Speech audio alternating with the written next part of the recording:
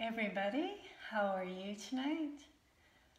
This is the Spirited Art Studio live streaming here at 7, and we're going to do some work with art, some creative art with acrylic paint, and we're going to have a discussion about color theory. So I've decided to just keep the focus on this, which is going to become a color wheel. And so I wanted to make sure that everybody could see it well. So I'm just poking my head in to say hello right now. And but for most of the live streaming tonight, I'm just going to have it focusing on the painting of the color wheel. So you'll see my hands and you'll hear my voice, and you'll see mostly the painting of the color wheel and my brush as I talk about it and as I talk about paints. So welcome and thanks for being here. I see some of you are already beginning to arrive. It looks like the sunshine has come out this evening, which is really nice. Always good to see, but it was also good to see some rain today because that's going to make everything nice and green, right? So yeah, this is the Spirited Art Studio live stream that we've taken online on Facebook, on our Facebook page, during this time when we are social isolating and social distancing and needing to keep away from our community art studio. So it's going to be nice once we are finally back together again at our community studio. But in the meantime, this is hopefully a solution that is working well for you as we're kind of getting isolated and kind of tired of this situation. It's nice that we can come together in this way. So I'm just going to have a closer look and see who's arriving.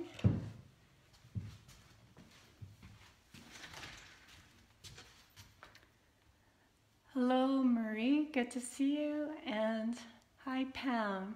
Thank you to both of you for being here. And so, yeah, I was starting with a color wheel and just doing a talk about some basic color theory. This color wheel was first developed by Sir Isaac Newton in the 17th century. So for anyone who is interested in a little bit of art history, that's when it was first developed. So I'm going to paint this color wheel, and it's going to be a bit of a cheat sheet, I guess you could call it. And it's a great thing to do for yourself because you learn about the color wheel, and it helps you remember when you get into doing other painting. It helps you remember the primary colors and the secondary colors, the tertiary colors, and how you mix them together. And while some of that may seem basic, it's really important to have an understanding about how the colors work together and how it benefits you to understand the concepts when you go to create a painting. So I've already started here with one of the primary colors. So it's yellow, and this is a cadmium yellow, which is sort of a medium primary yellow. There's various colors of primary yellow. Generally, they're either warm or cooler yellows, and they will mix better with warmer colors or cooler colors. And so choosing the right yellow kind of depends on what color mixing you're planning to do. But a good cadmium yellow is good to have as a good medium yellow that mixes well with most colors. And so I've selected that, as well as the cerulean blue, which is another kind of a medium primary, and so I've selected that one.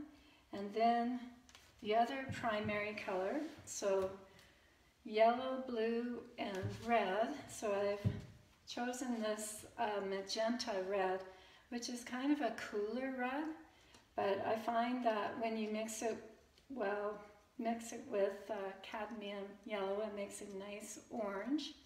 And on the other hand, when you mix it with blue, it makes a nice cool blue. So I like this magenta for mixing. So these are the three primary colors. So these are the only colors that can't be derived by mixing other colors. So I find it really interesting that these are, the three basic colors, that it's a trinity. And it's really interesting that the color, the light that is white, breaks down to these three main primary colors. So that's kind of interesting. So between these three primaries and a black and white, I have a large white here because I tend to mix it a lot with my colors. I tend to like high intensity, high value colors. I like lots of light in my painting, so I have lots of white on hand. So, and then these are my other 4 tubes, and basically with these primary colors and the black and the white, you have all the colors you need to mix up any color you want, any color virtually that you would see in the world can be mixed up with these 5 colors, these primaries and these neutrals of black and white. So I find that to be really interesting information, and also good to know, because you don't need to buy a lot of different, like a whole range of different paints. You can mix your own, and that is fun too. So that's why I really enjoy having a good understanding of color theory. And I'm just peeking to see who's here. Mary, nice to see you. Thanks for showing up. Hello, Richard and Donna and Shell. Great to see you.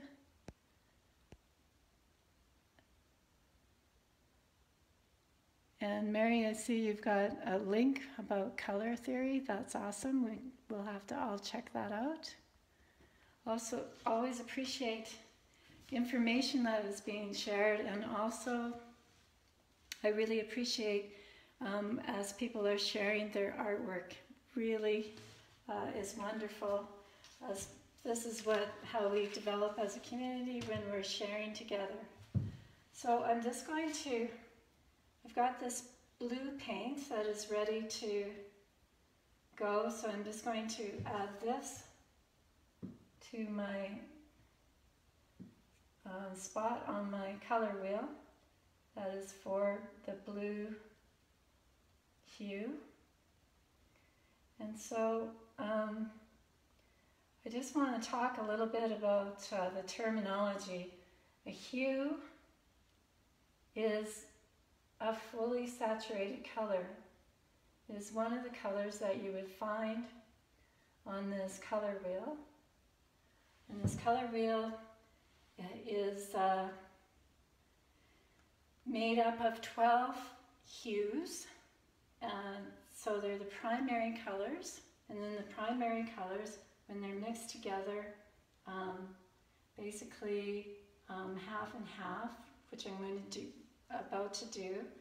You mix these two, of course they're going to create green, and then the tertiary colors would be a yellowy green, so it's in between the green and the yellow. It's a yellow green, and another tertiary color between blue and yellow is the blue green, which would go between the blue and the green. So probably sounds pretty straightforward, but it's really handy to just take time to mix up the paints and create a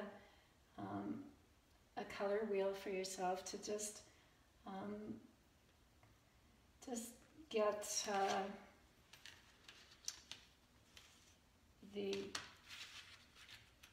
get going with the colors and seeing how it all works. So I'm just thinking I'm just going to add some of this yellow to my green, to my blue to create green.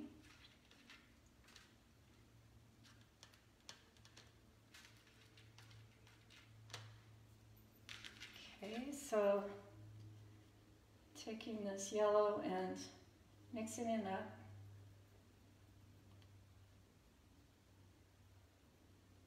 To put my green on in between, sort of halfway in between. So I'm putting it right here. And I'm kind of doing this quickly, but I invite you to just take your time with it so that you can make it nice and thick and nice thick flat color of green. So that's the green. So the next thing I will do is add the tertiary colors. So I'm going to add more yellow first to create the yellow-green color. Oops. So I'm just going to put yellow on this side.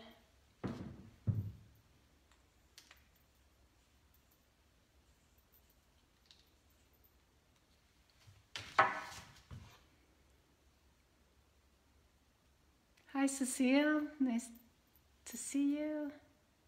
Hi Joe. Oh, this is great. We got lots of people involved. Awesome. Thank you for joining us. So I'm mixing up a yellow-green now.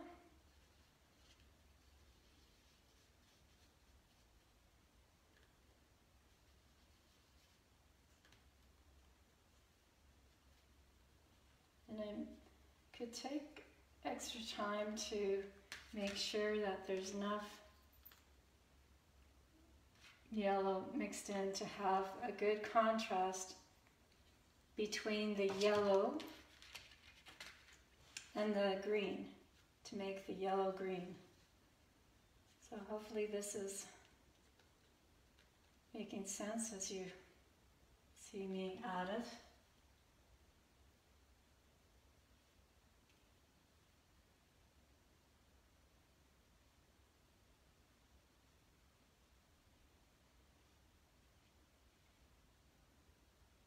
there is the yellow-green.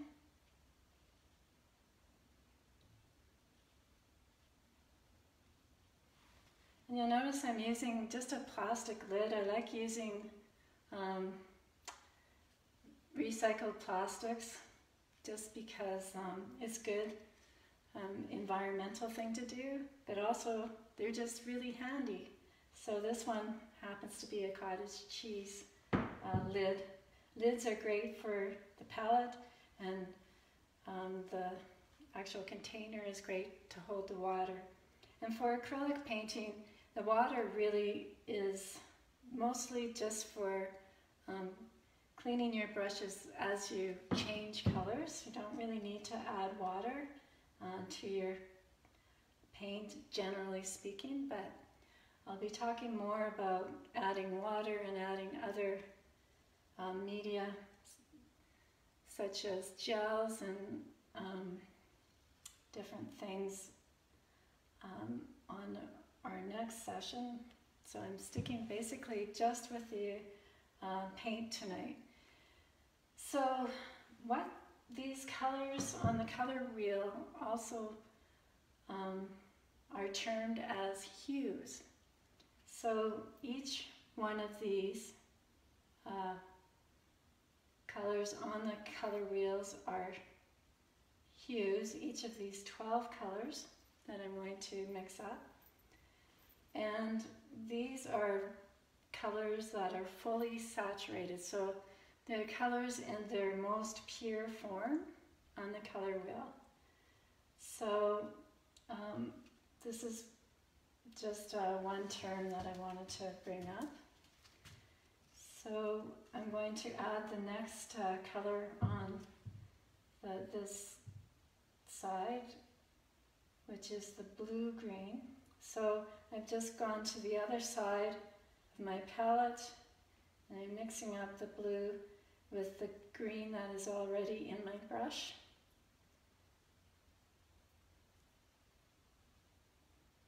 So as you can see, I have all 4 colors on there right now on my palette, and I'm about to put this bluey green over here on this side. So it's just a little bit darker, more bluey green.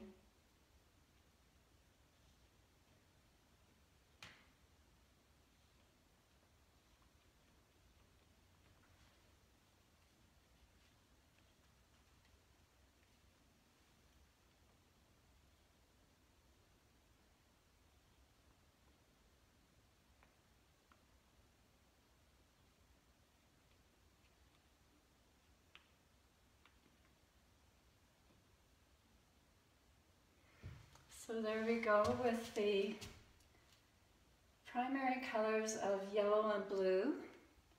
The secondary color green that mixes them half and half. And then the tertiary colors, which are yellow, green, and blue-green, that are side by side. And I have the word analogous written here. These 3 colors are actually, even all of these colors shown here are analogous colors. That basically means that they're colors that are side by side on the color wheel. So analogous color scheme on a painting is generally a combination of 3 colors on the color wheel, at least 3 colors that are side by side on the color wheel.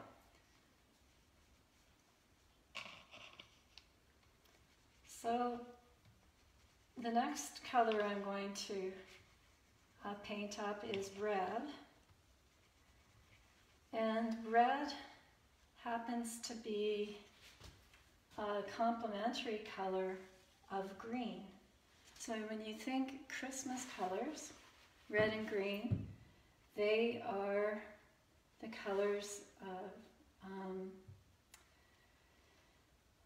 that are opposite on the color wheel. And all colors that are opposite each other on the color wheel of these 12 colors are complementary colors. So I'm just going to make sure my brush is really good and clean by just swishing it around in this water and then just wiping it off really good, so that when I go to paint my red, it's going to look really red and there won't be any of the green mixed in it.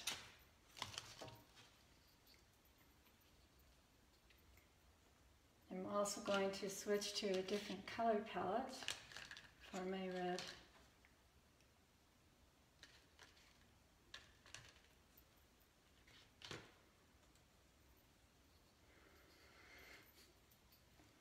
So, just thought I'd see who else is coming. Oh, Pam, good to see you. Yes, you can do this with watercolor too. That's a really good question. And yeah, so if you have watercolors, you're welcome to give this a try with watercolors as well. And one thing about watercolors that's really interesting is you do not need a big, huge amount of white.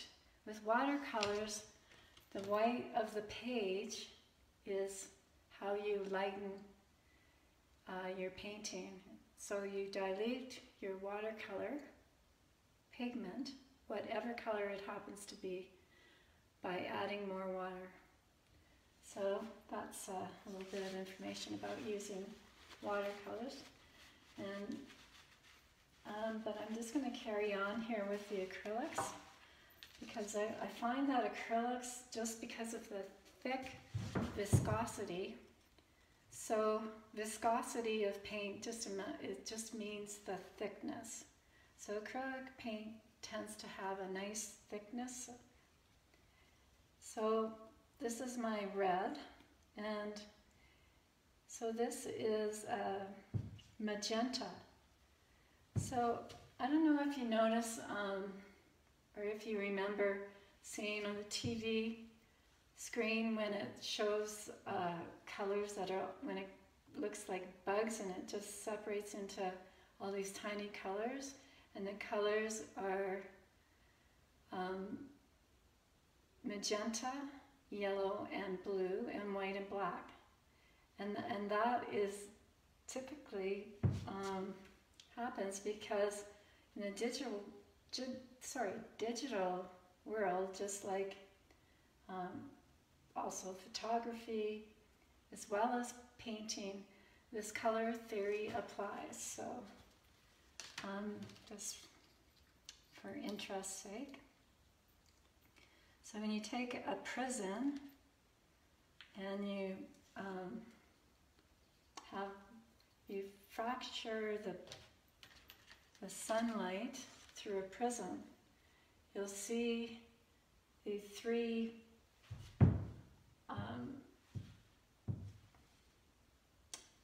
primary colors, and then you'll see them break down. You'll see on their wall, you'll see them looking a little bit like a rainbow. But you'll always see these predominant colors that are primary colors. So I'm just going to paint the red on this spot here on the color wheel that is opposite to the green, because it is a complementary color to green. So I'm getting this third primary color onto the color wheel. So there it is. So we have the three primary colors, and you'll notice how they just have a nice triangle on the color wheel. And so before I finish the colors off on the color wheel, I just wanted to provide an interesting piece of information about color theory that you may know already or you may not know, but I find it's just so fun, little interesting piece of information. So I put a dot in the center of this red paint on my color wheel, and I've got a red dot on this blank sheet of paper because I'm just going to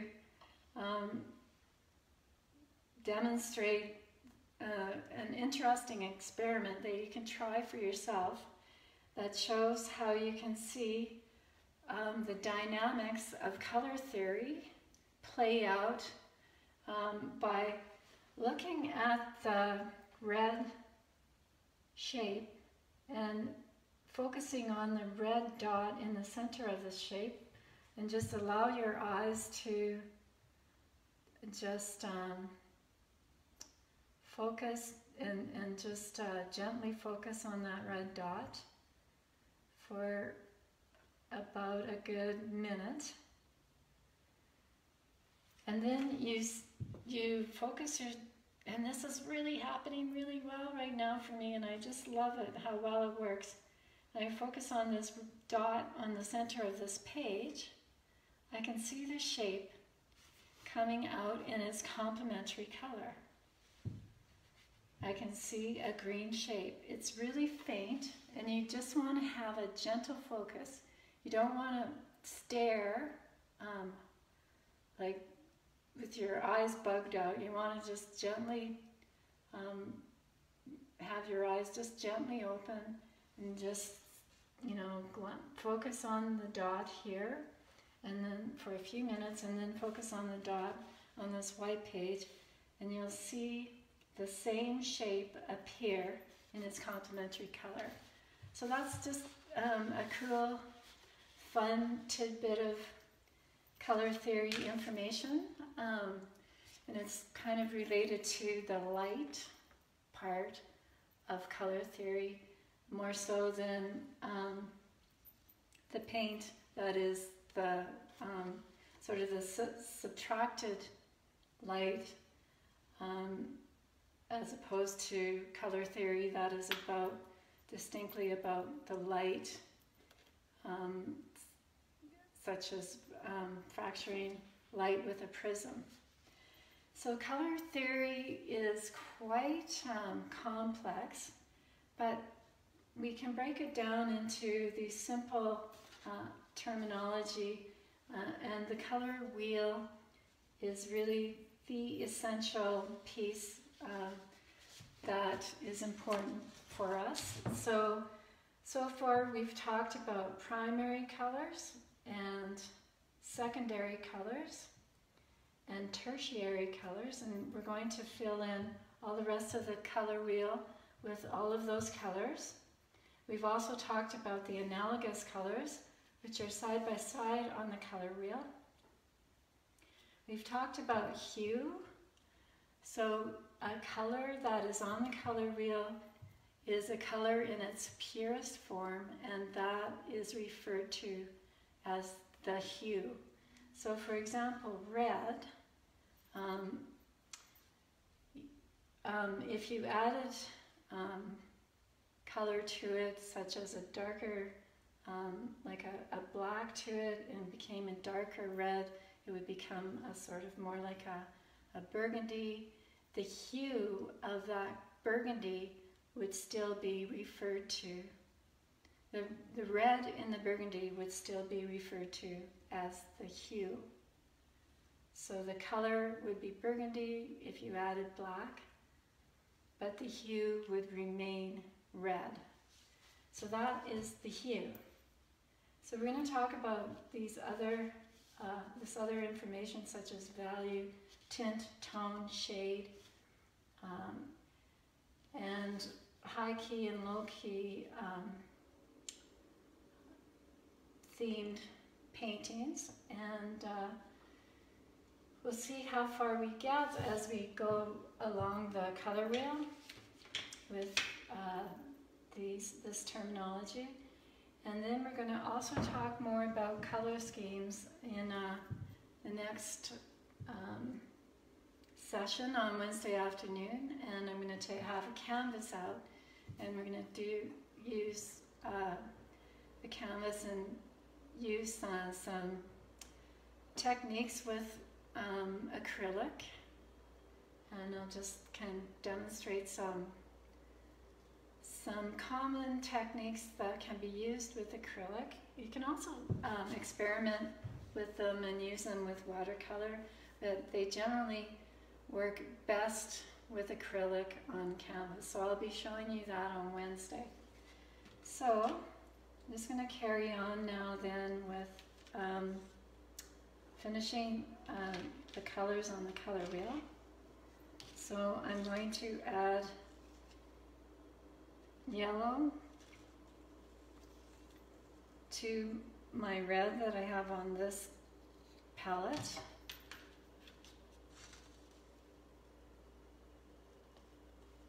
And that's going to create orange. So, as most of you know, paint, you add yellow to red and you get orange. I'm just going to add a little more yellow because it's not looking. Actually, I think I'm going to use this. It's looking like kind of like a reddy orange, so I'm going to put it in the spot here next to red, and this will be the red-orange color. Typically, I would continue mixing until I was happy with the color as an orange color, because it's easier once you have established your orange to create your reddy orange and your yellow orange afterwards. But right now, just to save time and show you how this works, I'm just going to put my reddy orange here, and then add some more yellow.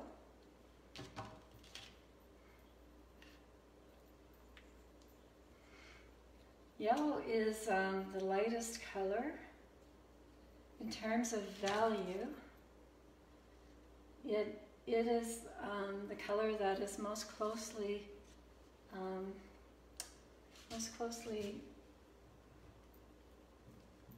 related to white in the values of between white and black and the different tones and tints you can create.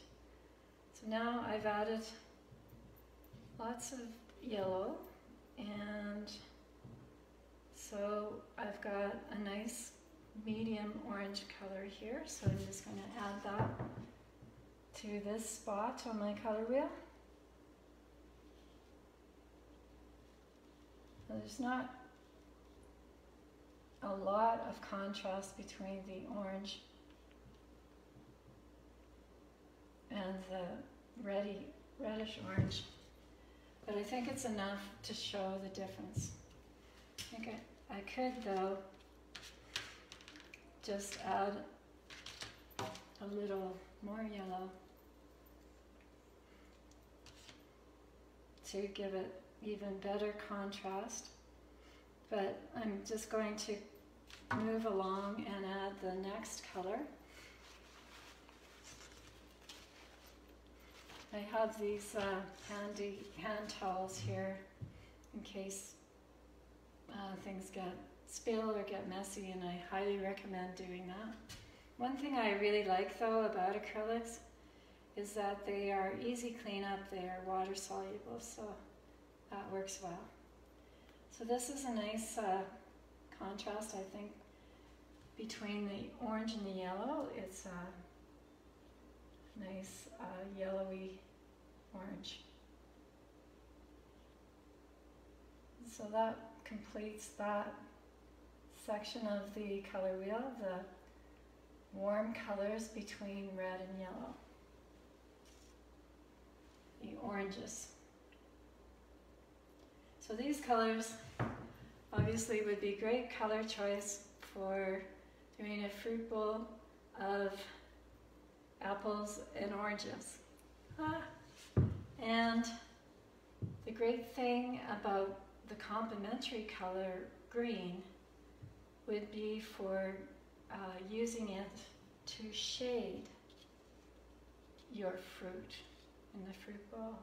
So a complementary color is how you can create shades of colors, and it is also a great way to combine colors to create nice browns. So anytime you mix complementary colors, such as the green and red, or the blue and orange, you create nice browns.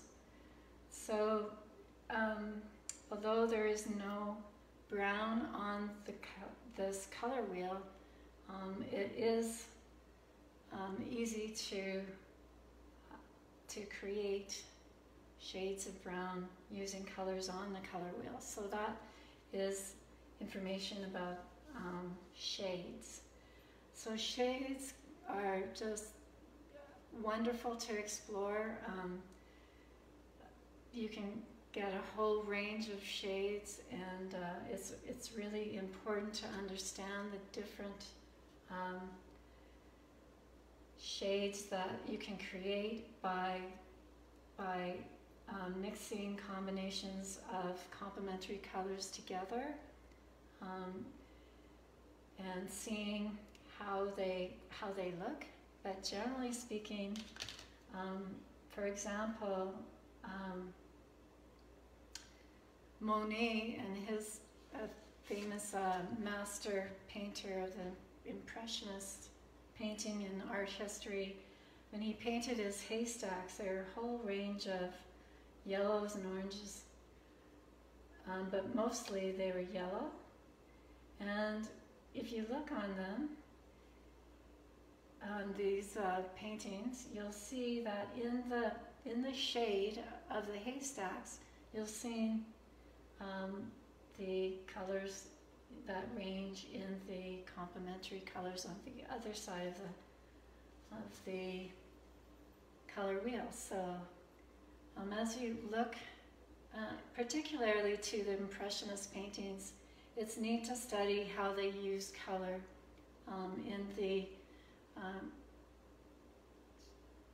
their renderings of the different objects in their paintings. So the colors of different objects have their actual color. Then they have their colors that are a part of how the light is reacting to the object's color, and depending on what time of day and whether it's inside or outside and all those kinds of things. So that's when color theory gets really interesting. So I'm just going to clean my brush, and I'm going to finish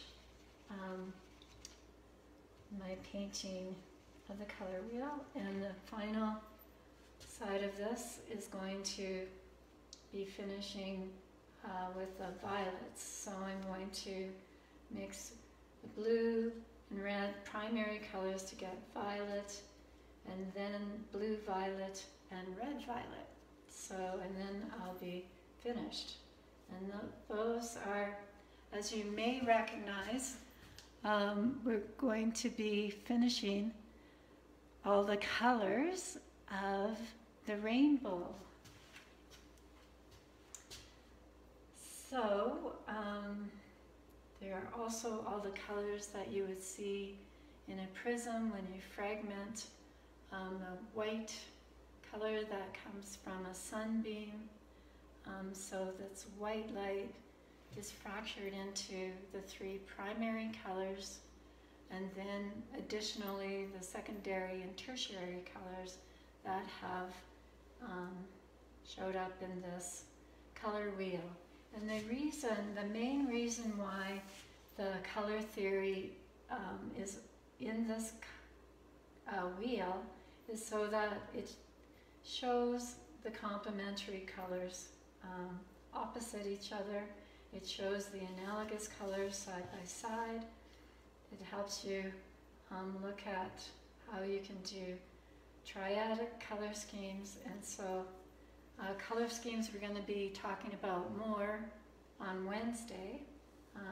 So right now I'm just going to finish with the violet colors. But before that, I just wanted to mention again about values. So the value of a color is how much it is more closely, whether it's a light color or if it's a dark color.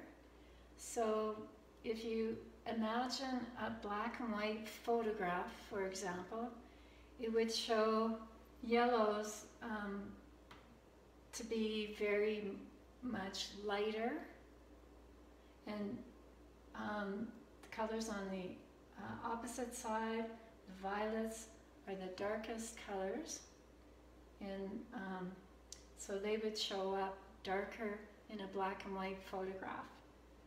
So that's the values of colors. Another way value of each hue can change is when you add tint or tone to it. So if I took the red and I added white to the red, it would be pink, as it's commonly known, and most of you are, I'm sure, aware that if you add some white to red, you'll get pink. And so when you add that color, that is, add white to a color, any one of these colors, you are tinting the hue. And so then the color becomes a tinted hue of whether it's orange or yellow or blue, for example. And if you added black to any one of these colors, you would be giving it tone. You would be darkening it. You would be adding tone to the color. So again, these would add the variations on a black and white photo. So if you added enough white to pink, it would look quite light, much like the lightness of yellow. So if it was in a black and white photograph, you might not necessarily know if the lightest color is yellow or if it's pink. So that is the interesting thing about values and tints and tones. And we've already talked about shading. Shades are generally adding complementary colors together to add a shade of a hue, or creating a shade in a painting, which tends to be commonly known as shades of different browns or neutrals. White and black are also neutrals, and so all of these colors begin to get complex, particularly if you add a complementary colors and then you get a shade, and then you add a tint to the shade, or a tone to a shade, or both, then things, as you can see, become complex, and you begin to have a multitude of colors, and that is how we begin to get all the different colors that you could imagine or want in your painting. So how's everybody? See, we've got people still here with me. Thank you again for joining me, and I'm just going to finish off my color wheel by adding the violets. So it's always a good idea to put your caps back on your paints. Paints dry out quickly, particularly acrylics paints, and that is also true for the paints when you put them on the paper, they dry fast. And that can work really well for you when you want your painting to dry quickly. But there's different mediums you can add to your paint to slow down the drying time, such as different gel mediums, which can add to the paint drying time. And we'll be talking more about that on Wednesday. So right now I'm going to choose a new palette, or otherwise known as a plastic lid of a container. And I'm going to work on my final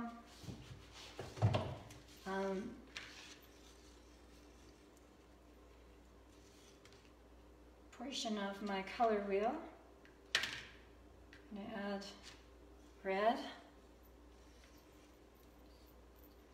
and blue. I'm so happy that, by the way, my live streaming has stayed on. It was kind of a mishap on Wednesday when it quickly came to an end abruptly 5 minutes into the session because I lost my internet connection, and I was not able to, for that afternoon, I was not able to connect again. There was some kind of power surge possibly, but another thing I've decided that I'm just going to be using one device, so I'm not going to have my desktop on to look. My desktop made it easier for me to see your comments, so I'm just standing and moving closely to the screen to see you. Hi Joy, good to see you, thanks for checking in. And I'm going to mix up my violet. So this is kind of looking a bit like a bluey violet, so I'm going to start on this side of this section of my color wheel with a bluey violet.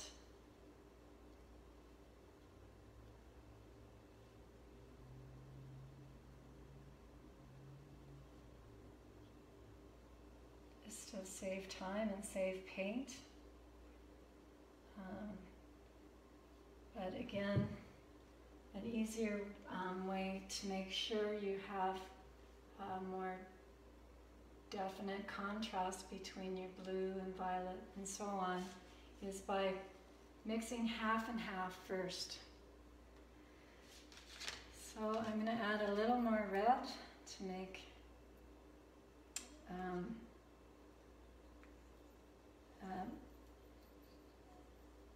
more definite violet color.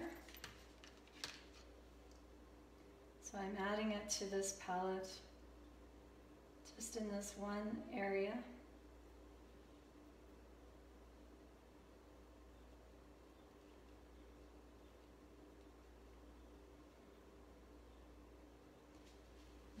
Hopefully there'll be enough contrast that is visible to see the difference between violet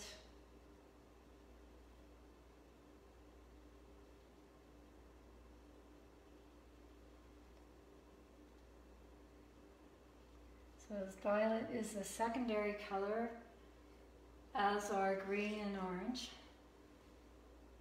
and this is a tertiary color between blue and violet. And now my final color on my color wheel just happens to be this red violet in this bottom corner. And as you can see, this is the darkest values on the color wheel, and up at the top, the yellow and the greeny yellow and the orangey yellow or the lightest colors of the color wheel. So that distinguishes the different values of the colors. And just adding a little more red to my violet to get that final color.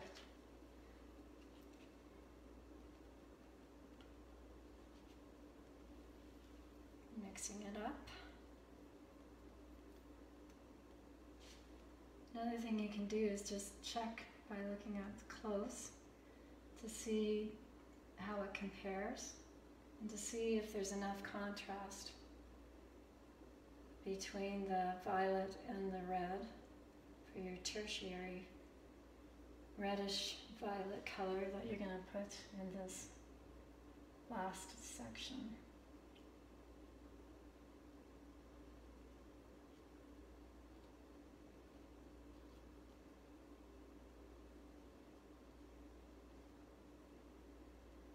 So here is the last color that we have formed. And the color wheel is complete. So, thank you to those of you who have been watching. Much appreciated. Hope you enjoyed watching. I think one last thing I'm going to do is choose one of these colors that are sitting here and show you how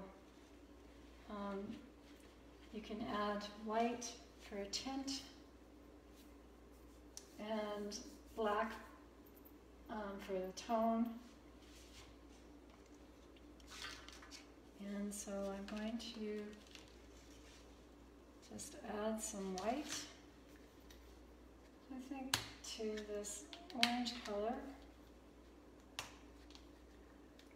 because there's enough room for it on my color wheel. There's some space here, so I'm just going to add it.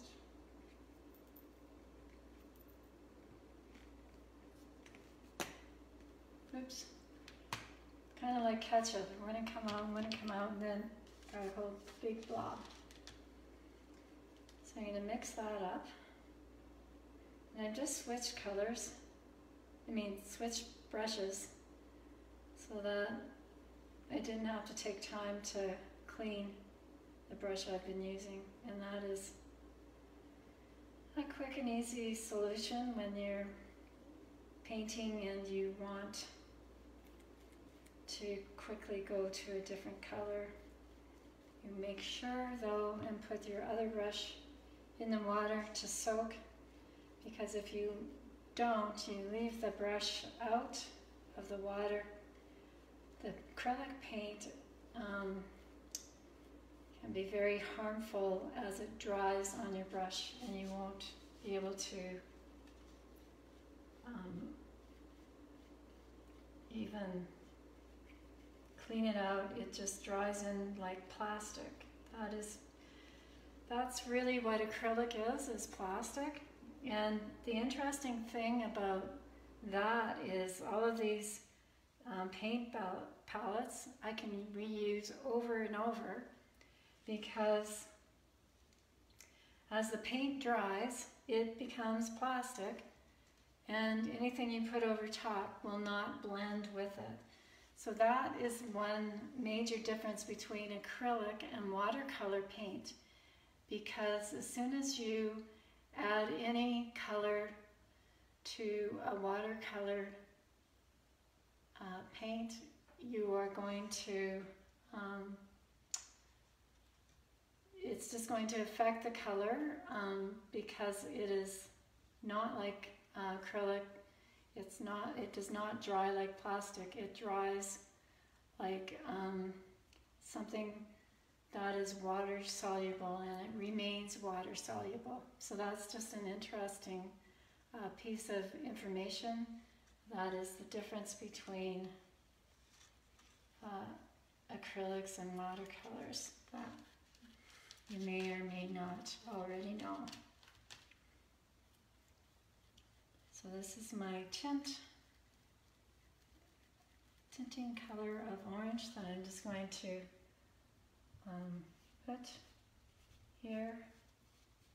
So that is my tint of orange.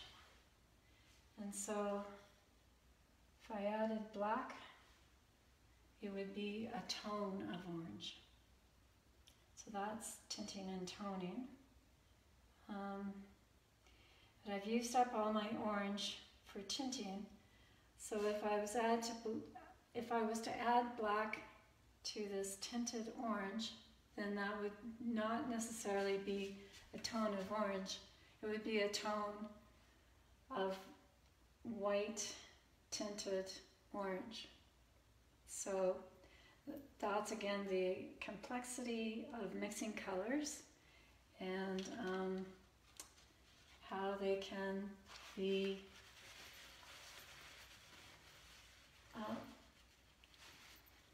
mixed up and used in different paintings, whether you're painting still life or landscapes or multimedia, abstracts, many different uses and purposes.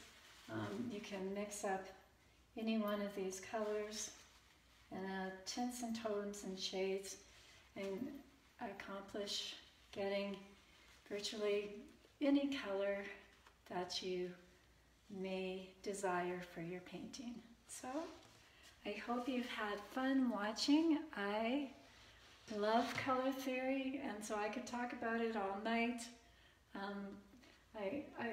It's part of my joy of painting is understanding color theory and mixing up and experimenting and thinking, I see a color, I really love that color, I want to see if I can paint it, if I can mix it and paint it. So we'll be talking more about that on Wednesday. I hope you can make it on Wednesday afternoon, and thank you again for participating and viewing our session tonight and for providing comments and saying hello. It's great to see you. Thanks for being here, and bye for now.